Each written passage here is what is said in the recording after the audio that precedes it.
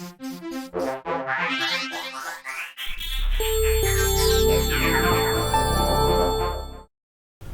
this video is about me making a sand driving mistake, getting stuck in a precarious position and then recovering myself using only a shovel. So the story begins, I'd taken a look at a lookout and I decided to head towards the ocean and the beach, which you can now see at the top of the screen, and maybe just take a walk, read my book, or just generally chill out, because I really like beaches. They're a great place to be. So anyway, I'm going to speed up the video here and always drive between those marker poles because we don't want to be environmental vandals. So here's the inland track, which is relatively easy compared to the softer sand on and around beaches. So I don't think that you drive something this, oh I know sand driving, well you don't, not until you get into some really soft stuff in beaches and dunes. Anyway, we are now going to turn off the track in a moment. Hope you're enjoying this high-speed view. By the way, it really is sped up. I didn't drive anything like that fast. Okay, so here is the dune, and you can see at the top there it is kind of angled off. So yeah, take a look at that at the top.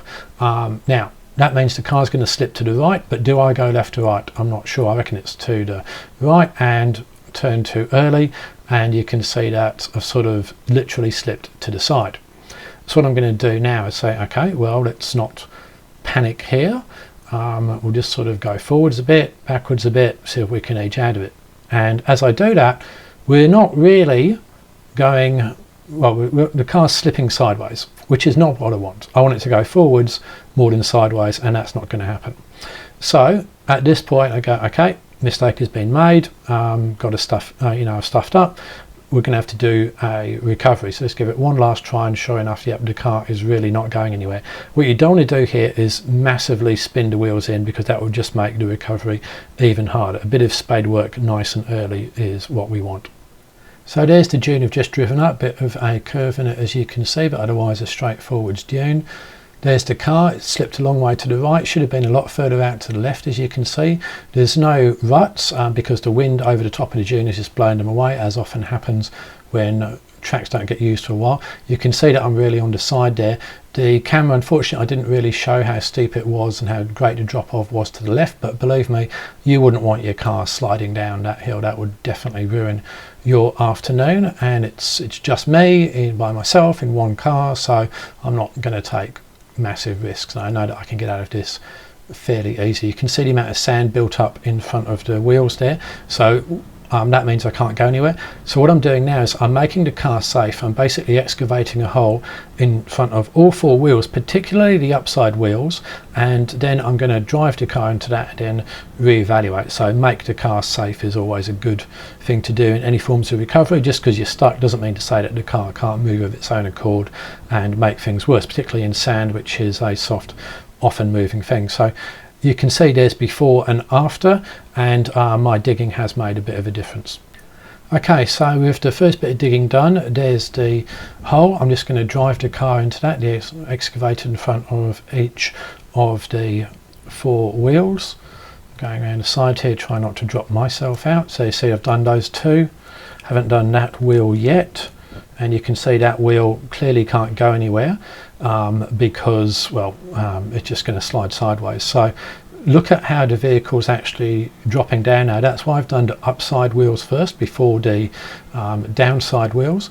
And it's just a question of being patient. Sand recovery, in my view, is a lot about being patient. If people didn't get in wheel spin so massively, they would save themselves a lot of trouble.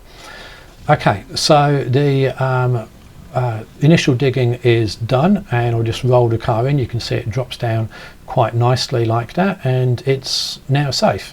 And I could stay there for a long time. Got lots of food and water. It's a nice place. I'm no particular rush, so I can just relax, take my time, and do the next step. So here's the same view again, but from the front. I'm just going to drive it forwards a bit. You can see how much less sand there is in front of the wheels now, and there you go. Car is now safe. Moved forwards a bit and angle reduced into some nice reassuring ruts. Okay, so with the vehicle stabilised, what's next? Well, the answer is you'd be unsurprised to learn more digging, and I have my trusty high quality long handled shovel here, which has served me in many occasions in sand and snow and mud, so you definitely don't want to go sand driving without one of those, and a tyre pressure gauge, and 4 max tracks, which I have on the roof but aren't using because, well, I don't need to. I thought I'd do it just without the max tracks. I could also let my tyres down to about 17-15 psi at the moment. I could go down to 10 quite easily, but I thought I'd try and do it without, so there's another option. Now you can see how much I've dug out right underneath the tyre there, right underneath there. You can't just sort of do a half-hearted job. You really got to dig a proper trench out for those tyres. And round the side here, I haven't done this wheel yet. You can see there's still a build-up of sand in front of it. If I don't do that, we are going absolutely nowhere, so I need to dig that out as well.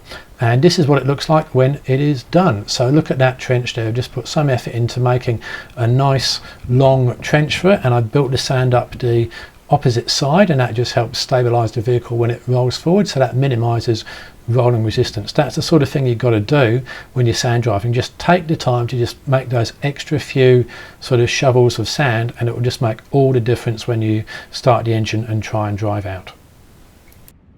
So right at the start I gave up early and didn't wheel spin in. Well, this is where I'm very glad I didn't, because the only thing really touching the ground is rubber, which means I can drive out once the trenches are created, as opposed to wheel spin up to my chassis. Okay, so let's give that a shot. Now it may or may not work, so don't try necessarily rev your way out. We're just going to give it a little bit of a go and see. Okay, you can see their diagonal wheels are spinning, so I'm giving up pretty much straight away. I'm just going to go back. I don't know if it will try again. Have a look at the wheels, make sure I haven't slipped too much, and yeah, we'll give it another go. Maybe it will work, maybe it won't, but we'll try and see. Nah, not going to happen, so I'm instantly giving up. But even that little bit of wheel spin has made my life harder for the next bit of digging. So here's another look at that attempt to drive out, and the car almost comes out, and in fact if it had better articulation or potentially front and rear lockers or even lower tyre pressures, probably could have driven out, but just couldn't make it. So better just to come back, let it roll back a little bit, just back into its ruts, and yeah, it's just quite not going to make it. We'll just do a little bit more digging rather than just spin ourselves into more pain and grief. So yep, what a surprise, more digging. Who could have thought? At least the sun's gone overcast a little bit, saved me a little bit of sweat there. But one thing, when you're out in these sort of conditions, take lots and lots of water. Dehydration, it's a problem, and lots of sunscreen as well. Really definitely take those two. They will save you a whole load of grief. Just look at the way that front wheel is starting to roll into its rut now. Okay, so we've nearly got out, and I have dug out the wheels a fair bit, particularly the rear left one, because you can see that's kind of high-sided. I want that to drop down so the car's got more weight equally on its 4 wheels, because that front left is in danger of spinning, and it's pretty rubbish traction control on this Ranger. So you can see there, comes out, just give it enough throttle, and you can, yep, we are home clear. And you see virtually no wheel spin. That's typically what happens when you come out of something like that. You do it without any wheel spin. As soon as you get wheel spin, you want to stop, because that just means more pain. So here's another view of that. You can see that we'll just start the engine up, apply the throttle, and the car just smoothly drives out, because we've just taken the time to dig it out properly. So I hope you found this video useful. Remember that the key things is patience, time, tyre pressure gauge, let your pressures down, shovel, max tracks, and really just take your time and don't spin yourself in when you get into trouble. And over the top of a sand dune, do get out and check which way it goes before you drive over it. Thanks for watching.